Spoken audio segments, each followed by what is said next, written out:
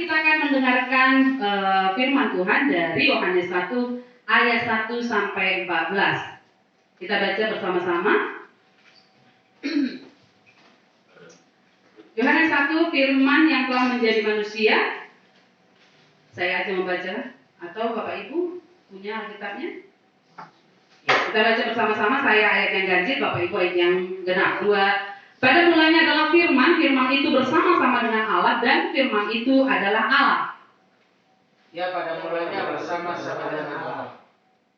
Segala sesuatu dijadikan oleh Dia, dan tanpa Dia tidak ada sesuatu pun yang telah jadi dari segala yang telah dijadikan.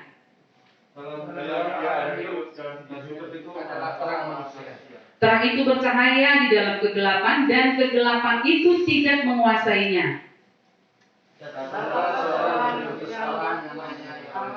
Dia datang sebagai saksi untuk memberi kesaksian tentang terang itu, supaya oleh Dia semua orang menjadi percaya.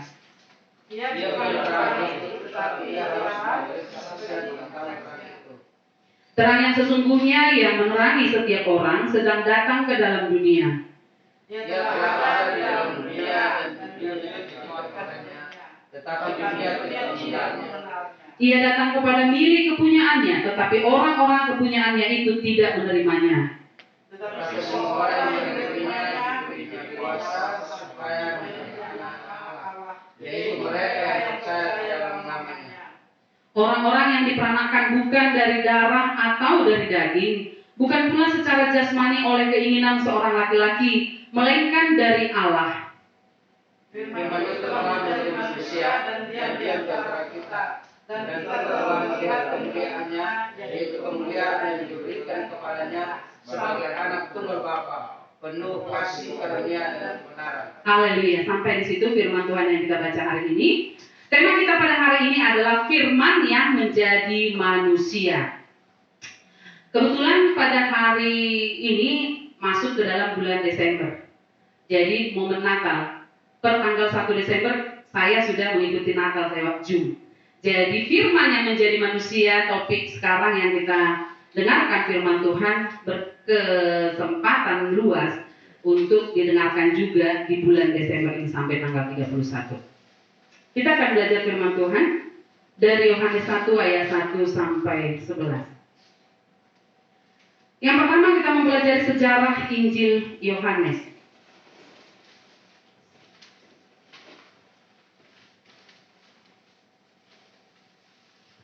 Kitab Injil Yohanes adalah seharusnya ada PowerPoint-nya saya siapkan, tapi sudah dikirim di grup. Jadi Bapak Ibu boleh melihat itu sekaligus. Itu adalah bahan khotbah saya dan sekaligus nanti bisa dikoreksi dari sana. Sejarah Injil Yohanes.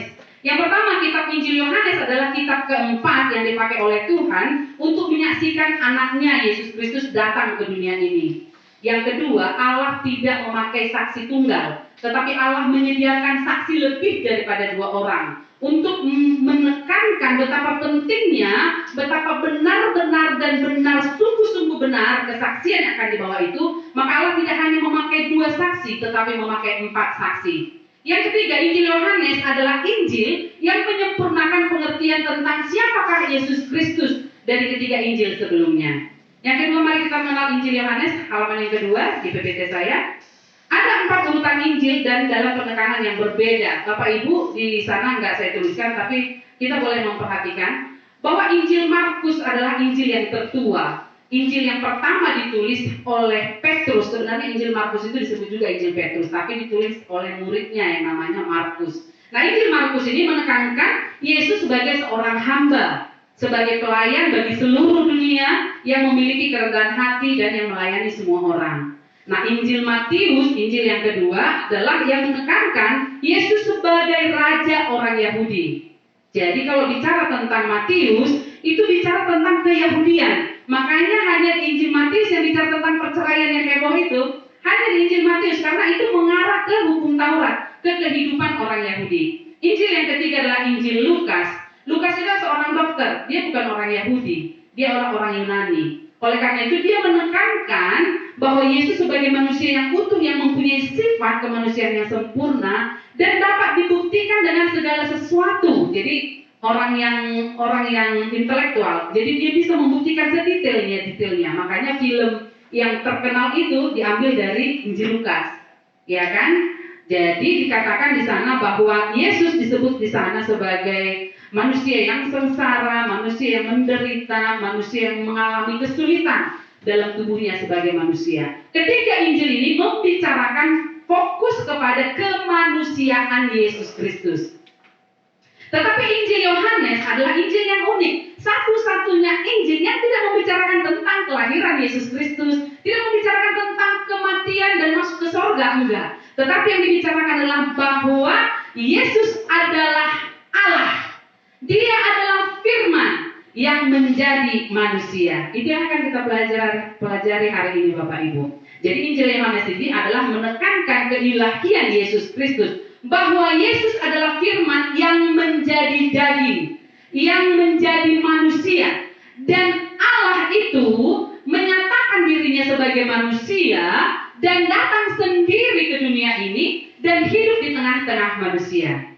Jadi bukan hanya Allah yang berfirman, banyak Allah berfirman, tetapi dia adalah Allah yang langsung jadi firman itu. Jadi kalau di dalam agama lain dikatakan kalimatullah. Jadi Allah itu kalimatnya, itu firman Allah. Jadi kalau kita bicara kepada orang muslim, kita selalu bilang begini, Allah datang sebagai kalimatullah, itu lebih dekat kepada mereka. Nah, kalimatullah menjadi insan, itulah Isa Al-Masih. Amin Bapak Ibu. Jadi karena itu kita sudah memahami sekarang bahwa Injil Yohanes adalah satu-satunya Injil yang membicarakan tentang keilahian Yesus Kristus. Penulisan Injil Yohanes ini dilatar belakangi karena ada keadaan yang sangat menekan bangsa Israel, umat Tuhan pada masa itu, akhir-akhir abad pertama. Ada 4 hal yang dihadapi mereka, yaitu penganiayaan di kerajaan Romawi, yang ada martir di sana banyak, baru muncul filsafat yang mengejek orang-orang Kristen. Kenapa kau bilang manusia jadi Tuhan? Kok bertuhannya cuma satu segitu banyaknya? Oh, dewa-dewa. Mereka mentertawakan kenapa orang Kristen tidak menyembah kepada dewa-dewa Olympus lagi yang dipercayai oleh orang-orang Romawi. Yang ketiga, ada banyak orang Kristen yang mengatakan Kristen tapi tidak hidup sebagai orang Kristen. Tetapi mereka bercinah, melakukan pelanggaran, mereka itu menjadi pembunuh, perampok dan segala macam. Dan yang keempat, yang paling berat adalah munculnya pengajaran Gnostitisme. Nah, ini adalah pengajaran yang mirip dengan pengajaran iman Kristen, tetapi sebenarnya bukan pengajaran iman Kristen. Dia tidak mempercayai bahwa Yesus itu adalah Allah, tetapi dia mengatakan bahwa Yesus itu adalah ciptaan. Gnostitisme ini tidak mempercayai Allah Tritunggal. Dia mempercayai dualisme. Jadi dualisme itu ada pengajarannya, ada beberapa, tetapi di dalam konteks ini kita hanya mengangkat 2 hal. Yang pertama, bahwa dikatakan ada dewa yang berkuasa di bumi ini, di alam semesta, yaitu dewa terang dan dewa gelap. Dewa gelap dan dewa terang ini sama-sama kekal. Kekal dari kekekalan sampai kekekalan, berantem tapi tetap bersama. Nah, yang dewa terang menguasai siang, dewa gelap menguasai malam. Oleh karena itu kalau siang, ya dewa teranglah menguasai. Tapi kalau malam, dewa gelaplah yang menguasai. Tapi dua-duanya itu tetap adanya. Padahal di dalam firman Tuhan, gelap itu tidak diciptakan Allah. Justru terang itu menghancurkan kegelapan, gitu ya kan? Jadi gelap itu nggak punya eksistensi, dia nggak punya keberadaan. Oleh karena itu gelap tidak bisa mengalahkan terang, tetapi terang yang akan mengalahkan gelap. Oleh karena itu Allah di dalam penciptaannya pun jadilah terang, maka terang itu jadi. Setelah itu baru Allah menciptakan alam semesta ini. Dari keempat musuh yang ada tadi kita bicarakan, Gnostitisme itu, kepercayaan dualisme itulah yang sangat menggugah Yohanes sehingga dia menuliskan Injil Yohanes ini. Puji Tuhan karena Allah itu memperlengkapi hamba-hambanya, bukan membuktikan sebagai Allah sebagai manusia saja, tetapi membuktikan bahwa Yesus itu adalah Allah yang seutuhnya. Yang kedua, siapakah Yesus Kristus? Kalau ditanya kita Bapak Ibu, bisakah kita menjelaskan? Yang di kelas ini khususnya. Kalian belajar homiletika, iya. Apa yang kalian bahas? Yesus Kristus, pasti ya. Fokus kita dalam kelas ini membicarakan Yesus Kristus. Dari perjanjian lama sampai perjanjian baru, yang kita bicarakan adalah satu topik, satu nama, yaitu Yesus Kristus. Tapi kalau ada orang bertanya, siapa Yesus Kristus itu? Tuh tanya dulu guruku ya, WA, bagus bro, siapa Yesus itu ya? Gitu. Orang Kristen pada masa itu pun seperti itu. Mereka heran karena mereka mengalami banyak masalah. Rasul-rasul udah habis dibunuh, tinggal Yohanes sendiri. Jadi Yohanes ini memang benar yang dinubuatkan Yesus, bahwa dia tidak akan mati sampai nanti Tuhan mengatakan dia akan mati, akan selesai. Dia akan menyaksikan terakhir, saksi terakhir adalah Yohanes bukan Yohanes Pembaptis. Yohanes ini, Rasul Yohanes. Dia adalah rasul termuda yang dipilih oleh Allah. Dan dia adalah rasul satu-satunya yang menyaksikan kejadian-kejadian 4 hal tadi. Rasul-rasul sudah habis binasa, tapi dia sendiri yang akan bertindak untuk menegakkan kebenaran itu. Bapak Ibu, mungkin Pak Petrus akan berlalu, Pak Agus akan berlalu, saya akan berlalu. Tinggal saudara-saudara, bisa nggak seperti Yohanes ini kita muncul ya? Siapakah Yesus Kristus itu? Nah, itu di dalam ayat firman Tuhan ini kita belajar dari ayat 1, 2, 3, 4, 5. Yesus Kristus adalah firman. Dia adalah Allah yang kedua. Dia adalah pencipta yang ketiga. Dia adalah hidup yang keempat. Dan dia adalah terang manusia. Bisa sama-sama kita katakan? Siapakah Yesus itu? Yang pertama, dia adalah firman. Yang kedua, dia adalah Allah. Yang ketiga, dia adalah pencipta. Dia adalah hidup. Dan yang terakhir, dia adalah terang manusia. Pada mulanya adalah firman. Firman itu bersama-sama dengan Allah. Ini sudah harus menjadi ayat hafalan kita ya. Pada mulanya artinya adalah permulaan dari segala sesuatu. Sebelum ada sesuatu, sebelum ada bumi dan langit, Allah sudah ada. Firman sudah ada. Dan kata adalah firman berarti bukan langit. Jadi yang pertama, Allah menciptakan langit dan bumi itu di penciptaan. Di penciptaan itu artinya menjelaskan permulaan penciptaan. Kejadian 1. Ini beberapa kali saya sampaikan juga di khotbah saya. Di kejadian 1, pada mulanya Allah menciptakan langit dan bumi. Berarti itu bicara tentang penciptaan alam semesta. Itu membicarakan tentang awal dari segala awal waktu. Dari situlah permulaan ada waktu di bumi ini. Tetapi ketika dikatakan pada mulanya adalah firman, bukan ciptaan. Tetapi Allah mau menjelaskan tentang pribadinya sendiri. Bahwa dia adalah pencipta itu, bahwa firman itu adalah pencipta, bahwa firman itu adalah Allah, tidak bermula dan tidak berakhir, dan dia bukan ciptaan. Amin. Jadi ini membantah dualisme itu. Dualisme itu sampai sekarang pendeta Erastus pun mengikuti dualisme sekarang. Makanya dia agak didepak dari GBI. Dan bukan hanya dia, sekarang banyak sekali seolah-olah benar, tapi tidak benar. Jadi kita harus tanya, menurutmu Yesus itu adalah Allah atau tidak? Kalau katanya tidak, berarti nggak sama dengan kita. Ini ketegasan Yohanes. Yesus firman adalah Allah, itu benar ya? Pada mulanya adalah firman. Pada mulanya artinya dia ada sebelum segala sesuatu ada. Paham sampai di sini Bapak Ibu ya? Pada mulanya artinya keberadaan firman itu kekal. Kalau tadi bicara tentang kegelapan tidak kekal. Tetapi firman itu kekal, tidak terbatas. Catatan penting Bapak Ibu. Dalam keberadaan yang terbatas, pasti ada yang tidak terbatas. Ini dunia terbatas ya. Kita terbatas. Kita ini ada yang tidak terbatas karena ada yang tidak terbatas. Amin. Siapa yang tidak terbatas, yang tidak kita tahu dalam pikiran kita, itulah yang disebut firman itu. Itulah yang disebut dengan Allah itu. Firman itu adalah, pada mulanya adalah firman, artinya bahwa firman itu adalah dalil. Dalil tahu ya? Dalil itu rumus. Itu adalah unsur. Jadi firman itu adalah unsur dasar yang mutlak harus ada pada diri Allah. Kalau tidak ada firman, Allah tidak bisa berbuat apa-apa.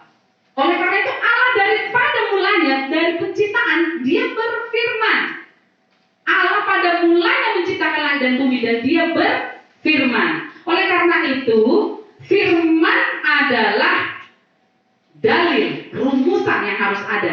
pada diri Allah sendiri. Firman itu bersama-sama dengan Allah, dan firman itu adalah Allah.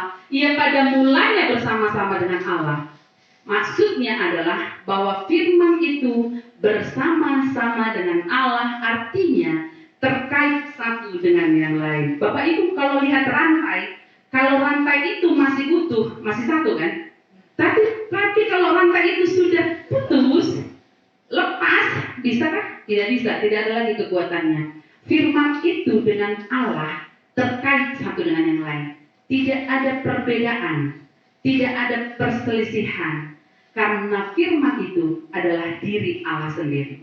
Sama, satu, tidak bermula, tidak berakhir, tidak terbatas, dan konsisten dari kekekalan sampai kekekalan. Amin. Itulah Allah yang kita percaya. Memang istri-istri agak ngantuk memang. Yang kedua, segala sesuatu dijadikan oleh Dia, dan tanpa Dia tidak ada sesuatu pun yang telah jadi dan segala yang telah dijadikan. Ayat yang ketiga, oleh firman diciptakan segala sesuatu. Tadi saya sudah katakan, Allah tidak punya kuasa kalau tidak punya firman. Manusia tidak punya kuasa kalau tidak bisa bicara. Benar nggak? Setiap sesuatu yang kita katakan, berarti kita itu adalah otoritas kita. Oleh karena itu Allah pun menciptakan memakai firman. Oleh karena itu dikatakan segala sesuatu dijadikan oleh Dia.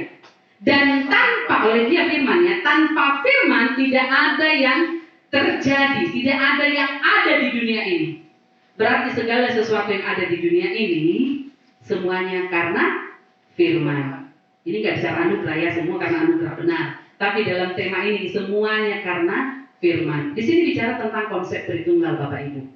Allah, firman, roh Allah. Ya, biasanya sih dibikin triangle itu ya. Jadi berhubungan satu dengan yang lain. Allah itu berfirman, berkata-kata.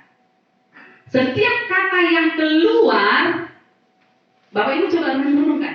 Setiap kata yang keluar itu ada kuasa di dalamnya. Nafas Allah, kuasa Allah, roh Allah, itu Tritunggal. Jadi Allah menciptakan segala sesuatu di dalam firman, dan firman itu bersama-sama dengan roh Allah menciptakan segala sesuatu. Firman adalah pencipta, bukan ciptaan. Tadi sudah kita bicarakan di dalam Ibrani 11 ayat 3. Nanti Bapak Ibu bisa menjalan. Sudah ada saya bikin di PPT-nya, boleh dibaca-baca nanti di rumah. Yang ketiga, dalam Dia ada hidup, dan hidup itu adalah terang manusia. Ayat yang keempat. Dalam firman ada hidup. Berarti tanpa firman yang ada mati, benar. Dalam firman ada hidup. Tanpa firman berarti mati. Oleh karena itu dikatakan firman-Mu Tuhan tiada berubah, dahulu sekarang selama-lamanya tiada berubah. Firman-Mu Tuhan penolong hidupku, ku siapkan hatiku Tuhan untuk dengar firman-Mu. Kalau Raja Daud mengatakan apa di dalam Mazmur itu? Firman-Mu adalah pelita bagi kakiku, Mazmur 119 ayat 150. Dan terang bagi jalan-jalanku. Firman, karena di dalam firman itu ada hidup. Tanpa firman semuanya mati. Jadi kalau ada orang tidak percaya firman, berarti dia adalah makhluk zombie. Dia adalah makhluk hidup, tapi sebenarnya adalah mati. Iya, jadi orang yang hidup di dalam firman, sekalipun tubuhnya tidak bisa bangkit, tetapi rohnya tetap hidup. Amin Bapak Ibu. Dalam firman ada hidup menjadi proklamasi iman Kristen. Ini berbeda dari dualisme itu. Agama membicarakan apa? Membicarakan baik dan jahat. Ilmu membicarakan tentang pintar, benar dan salah. Filsafat membicarakan tentang kebodohan dan kebijaksanaan. Tapi iman Kristen membicarakan tentang yang hidup dan yang mati. Kenapa? Karena firman Allah sejak pertama sudah membicarakan tentang hidup, tentang dosa, tentang kematian, tentang pengampunan, tentang keselamatan, dan tentang kekekalan. Nanti ada lagi di situ ya. Karena waktunya cuma 25 menit, saya harus potong-potong. Harusnya dibikin 1 jam, kan enak ini. Dalam firman ada hidup, artinya Bapak Ibu bahwa firman adalah sumber hidup satu-satunya. Oleh karena itu jangan cari kehidupan di tempat yang lain. Kemarin saya layani adik rohani saya di zaman dulu. Dia jatuh ke dalam dosa, dia masuk ke dalam okultisme dan segala macam. Dia bilang apa? Kalau aku berhenti di sini, Kak, bagaimana dengan hidupku? Bagaimana dengan usahaku? Bagaimana dengan pemasukanku? Anak-anakku dan segala macam. Aku bilang begini, dia sedang terbaring sakit 5 hari omna. Saya bilang gini, Dek, kau hidup hari ini. Hidup. Kenapa kau hidup? Karena Tuhan kasih kau hidup. Kalau Tuhan kasih kau hidup, berarti kau bertanggung jawab akan hidupmu. Firman itu adalah sumber kehidupan, ya. Dalam firman ada hidup, itu bukan cuma kata-kata, tetapi dia adalah sumber kehidupan itu. Jadi kalau kau hidup hari ini, berarti Allah memiliki sesuatu rancangan yang baik untukmu. Yang harus kau lakukan adalah berhenti melakukan dosa. Selanjutnya kalau kau nggak berhenti berbuat dosa, jangan hubungi aku lagi. Saya kayak gitu kalau konseling. Habis waktuku. Tidak ada artinya saya ngomong sama kau bla bla bla kalau kau masih hidup di dalam dosamu. Tapi kalau kamu bilang, Kak, aku mau berhenti berbuat dosa, tolong doakan aku, ayo. Jadi nggak percuma hamba-hamba Tuhan melayanimu. Jadi seorang klien harus tegas untuk mengatakan hal seperti itu. Berhenti berbuat dosa, karena ketika kau berhenti berbuat dosa, berarti Allah bertahta di dalam kehidupanmu. Dan hidup itu adalah terang manusia. Hidup Allah firman terang adalah satu. Katakan, hidup Allah firman terang adalah satu. Itu tidak bisa dipisahkan. Firman itu adalah terang manusia. Artinya adalah bahwa firman itu, bahwa terang itu bersumber dari satu Tuhan. Satu Tuhan itu monisme, monoisme, gitu ya Pak ya? Belajar sedikit lah dari hambanya. saya pengen jadi sekolah teologi, tapi udah ketuaan. Tapi kalau ada yang online sih saya mau aja, apalagi kalau ada hambanya yang mendampingi saya. Ya Pak, ada lagi Pak Jerika yang menolong saya, ya kan? Terang yang dimaksud adalah yang bersumber dari satu Tuhan. Jadi ini mau membantah tentang gnostisisme tadi yang mengatakan terang dan gelap itu kekal adanya. Jadi terang dan gelap berantem tiap hari. Jadi mereka bikin begini loh. Kuasamu sampai jam segini ya. Kuasaku sampai jam segini. Itulah dualisme itu. Jadi Yohanes mengatakan tidak. Terang yang dimaksud adalah terang dari satu Tuhan, yaitu cahaya yang memberikan sinar harapan kepada kegelapan. Bapak Ibu coba kalau kita bisa bayangkan lah ya, nggak usah matikan lampu. Gelap gulita, semua gelap. Tiba-tiba ada cahaya sedikit saja. Gelapnya hilang ya, walaupun belum terang benderang. Nah itu yang dimaksudkan. Dalam ada seorang Agustinus, kalau Bapak Ibu pernah melihat membaca sejarah gereja, namanya Agustinus. Hambanya ini adalah Bapak gereja. Jadi sebelum ada Pentakosta, sebelum ada karismatik, ada Protestan. Bapak Agustinus ini adalah seorang yang memiliki konsep dualisme pada masa itu. Padahal awalnya dia Kristen. Dia punya seorang ibu yang sangat taat beragama, taat kepada Tuhan, tapi punya suami pemabuk. Jadi mungkin anaknya ini melihat ya hidup orang tuanya nggak bagus. Akhirnya dia pergi ke dualisme dan dia mengatakan nggak benar ya iman pemabuk. Tapi dia akhirnya melakukan dosa besar, penjahat. Dia adalah orang terpintar pada zamannya. 13 tahun dia berkhotbah Bapak Ibu. Pak Agus sudah berapa tahun berkhotbah? Kalahlah kita pokoknya. Dia tahu semua ilmu, teologi, semuanya. Kalau kita baca itu, luar biasa. Melihat itu ibunya menangis, berdoa seperti Hana berdoa di gereja, di bait Allah. Seperti itulah Bu Monica yang mendoakan Agustinus supaya kembali anakku kepada kebenaran. Dia puluhan tahun, 10 tahun, belasan tahun hidup di dalam pelacuran. Siang dia menjadi doktor, profesor, karena dia 17 tahun dia udah guru besar. Bisa bayang 17 tahun dia pakai lencana yang besar itu loh, kandungan gede-gede itu kan biasanya 60 tahun dia baru dapat itu ya kan. Pak Agus nanti berapa tahun dia baru dapat itu ya? Kalau saya nggak akan dapat itu karena nggak mungkin, ya kan? Nggak tahu lah, mungkin ada nanti dibilang untuk anak yang 2 autis dikasih lencana itu boleh mungkin ya kan. Nah ini si Agustinus mendapatkan itu, tapi hidupnya sangat brengsek. Tapi dia memiliki konsep terang dan gelap itu. Siang hari dia baik-baik mengajar, malam hari kan berkuasa gelap. Jadi dia mengikuti konsep hidupnya. Jadi aku mengikuti dualisme karena aku mengikuti itu begitu. Satu saat dia, ini akibat kuasa Allah atas doa ibunya. Pastornya juga ngomong gini, udah Bu, tangisanmu pasti dengar Tuhan. Akhirnya Agustinus lihat-lihat ke langit, dia lihat bintang, bulan, kok nggak tabrakan? Padahal bintang ada, bulan ada, tapi langit gelap kan? Maksudnya itu kan dalam keadaan malam. Keadaan malam, tapi muncul terang. Kok bisa? Bisa bayangin ya? Di dalam kegelapan, di waktu malam hari, harusnya kan dewa gelap yang berkuasa. Tapi kok muncul terang? Kok ada bulan? Kok ada bintang? Dan tidak tabrakan, tidak berentang. Roh Kudus bekerja. Akhirnya dia bilang, Tuhan ngomong aku yang benar. Akhirnya dia bertobat. Dari pertobatannya, dia mengatakan terang tidak pernah bisa dikalahkan oleh kegelapan. Bintang-bintang itu membuat cahaya di malam hari, sehingga dewa kegelapan tidak berfungsi.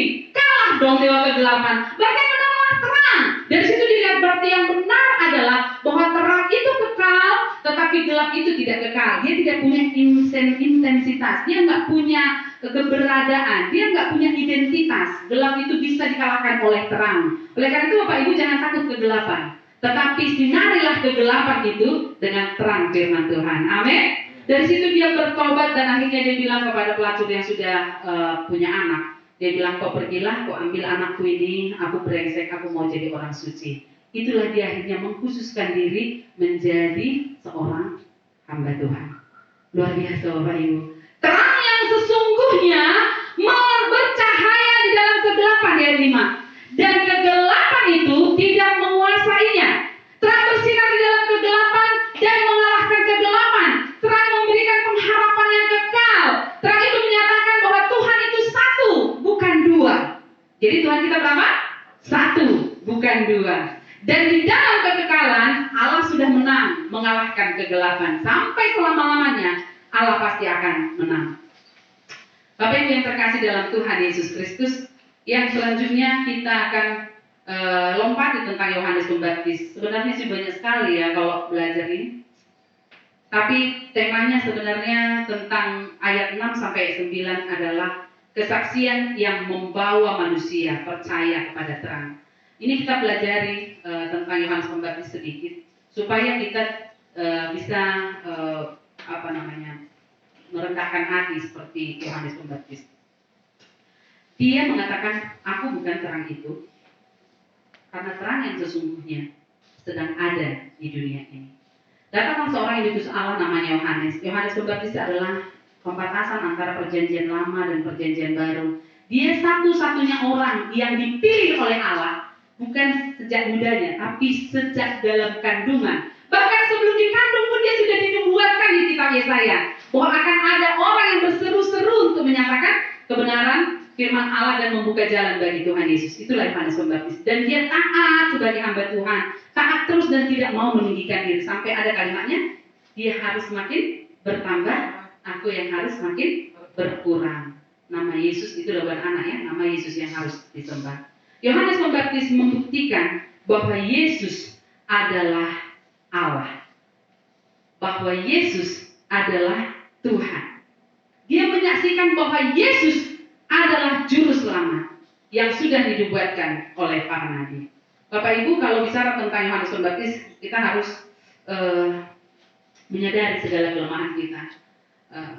Seberapa banyak kita nyaman dalam pelayanan masa kini dibandingkan dengan Yohanes Pembaptis yang dimulai dari padang belantara, yang akhirnya dia pun harus berkoar-koar bicarakan tentang pertobatan, bukan di bait Allah. Dia nggak khotbah seperti kita ini. Dia khotbah di padang gurun. Dia mengatakan pertobatan kepada orang-orang Israel yang sudah bengkok hatinya. Dan dia satu-satunya yang bisa membaptis. Makanya disebut dia namanya Yohanes Pembaptis. Kehadirannya menegaskan bahwa Mesias yang dijanjikan di perjanjian lama sedang digenapi pada masa dia ada. Dan Yohanes menegaskan bahwa aku hanya sebagai utusan. Kita hamba Tuhan ini rentan sekali untuk mencuri posisi Allah. saat berkhotbah seperti ini. Apalagi kalau hidup itu, saya memang suka seperti ini, namanya sanguin ya. Kalau nggak mengekspresikan seperti itu kayaknya gimana gitu. Tapi kita itu menjadi tantangan bagi orang yang dipuji. Karena kalau kita dapat pujian, jangan sampai kita mengambil sedikit pun menjadi kemuliaan bagi diri kita sendiri. Yohanes Pembaptis tidak mau dipuji. Mereka belum tahu apakah ini yang menjadi Yesus itu atau enggak. Karena mau nanya lah guru, itu yang Kristus baptis kemarin di Sungai Yordan, itu sekarang baptis juga. Yesus membaptis juga. Lah dia bilang apa? Masa kau nggak tahu? Kan aku bilang kemarin. Itu tegas sekali sama murid-muridnya, bahwa aku adalah utusan. Tetapi dia membuka tali kasutnya pun aku tidak layak. Mau mengatakan bahwa aku tidak ada artinya. Aku adalah orang berdosa sama seperti kita. Tetapi dia adalah yang agung. Dia adalah Allah. Dia adalah Tuhan. Jadi fokus pemberitaan kita bukan diri kita sendiri. Pengkhotbah tidak boleh memfokuskan khotbahnya kepada diri sendiri. Ilustrasi boleh, tetapi harus kembali kepada Yesus yang sudah mengubahkan hidup kita, yang dari kegelapan masuk ke dalam terang yang ajaib, dan Yesus yang membawa kita menjadi pemberita-pemberita terang yang ajaib itu. Amin Bapak Ibu. Ini tantangan bagi orang yang kelas memeletikan. Kepintaran kita berkhotbah akan menjadi menjadi kesempatan besar kita untuk jatuh juga. Sama seperti Lucifer, saking indahnya dia memimpin puji-pujian, akhirnya dia mau menyamai yang maha tinggi. Tapi saat itu juga Allah tidak mau disaingi, langsung dijatuhkan. Itulah iblis, malaikat-malaikat kegelapan itu. Yang keempat, respon. Kita lompat ya, Yohanes Pembaptis. Respon terhadap terang firman Tuhan. Yang pertama, ada penolakan terhadap terang, ayat 10, ayat 11. Ia telah ada di dalam dunia dan dunia dijadikan olehnya, tetapi dunia tidak mengenalnya. Ia datang kepada milik kepunyaannya, tetapi orang-orang kepunyaannya tidak menerimanya. Penolakan dunia terhadap penciptanya itu biasa saja. Tetapi yang kedua, jika milik kepunyaannya menolak dirinya sendiri. Kalau dunia bilang, kau bukan mamaku, emang kau siapa? Menurutku. Tapi kalau Yesus bilang, kau bukan mamaku, rasanya kiamat sudah terjadi. Bisa si Kak bilang, kau bukan bapakku, gitu pada hambanya. Mati aku, hilang semua masa depanku. Nah seperti itu yang dialami Yesus Kristus. Bagaimana dia mengalami bahwa dunia menolak dia? Yes, pasti karena dunia di dalam dosa. Tetapi umat kepunyaannya pun tidak mengenal Mesias yang dijanjikan itu. Itu adalah sangat luar biasa. Dan sampai ke kayu salib, mereka tidak mengenal siapa juru selamat itu. Tetapi di dalam ayat yang ke-12-13 menjadi penghiburan. Yang menerima firman, yang menerima terang itu diberikan kuasa sebagai anak-anak Allah. Yang selanjutnya Bapak Ibu, sedikit lagi. Firman yang menjadi manusia. Ini tema Natal kita ya. Firman yang menjadi manusia. Ayat 1 sampai 13 nggak ada artinya kalau nggak ada ayat 14. Firman menjadi manusia, itulah Natal. Natal adalah bahwa Allah yang kekal menjadi manusia, menjadi insan seperti kita. Rancangannya cuma satu, untuk menyelamatkan manusia dari perbudakan dosa.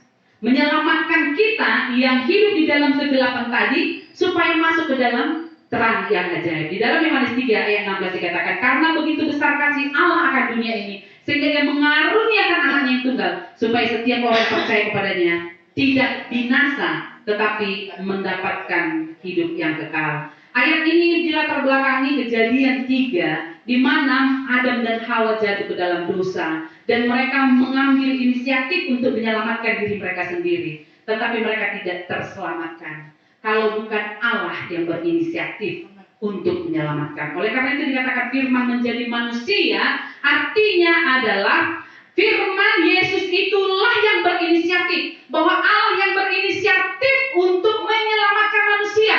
Bukan manusia yang mencari Allah baru menemukan Allah, bukan. Tetapi Allah menemukan, mencari dan menemukan manusia yang sudah berdosa itu, yang sudah dinubuatkan di dalam Kejadian 3 ayat 21 itu, bahwa Allah menyematkan kulit domba, kulit binatang untuk menutupi keauratan mereka, ketelanjangan mereka, keberdosaan mereka. Itu artinya adalah bahwa Yesus Kristus sudah dikorbankan untuk menutupi seluruh dosa kita. Oleh karena itu anak-anak Tuhan, orang-orang yang sudah ditebus oleh Tuhan Yesus, bukan kita lagi yang kelihatan, tetapi Kristus yang ada di depan kita. Amin. Oleh karena itu baiklah kita semua, orang yang mengatakan sudah diberikan kuasa sebagai anak-anak Allah, hidup sesuai dengan kehendak Allah.